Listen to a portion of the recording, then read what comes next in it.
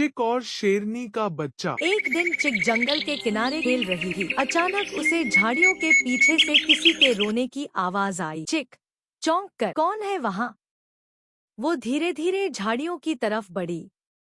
वहाँ एक छोटा सा शेर का बच्चा काँप रहा था। चिक नरमी से, अरे तुम अकेले क्यों हो? तुम्हारी मम्मी कहाँ है? शेर का बच्चा रोते हुए बोला, मैं रास्ता भटक गया हूँ। चिक ने तुरंत तय कर लिया कि वो उसकी मदद करेगी। वो उसे अपने साथ ले गई।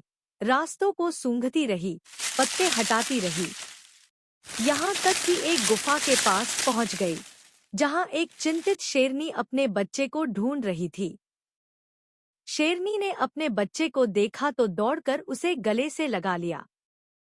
फिर शेरनी ने चिक की तरफ देखा और सिर झुकाकर कहा, तुमने मेरी दुनिया बचा ली, धन्यवाद चिक। चिक मुस्कराकर, दोस्ती में कभी डर नहीं होता।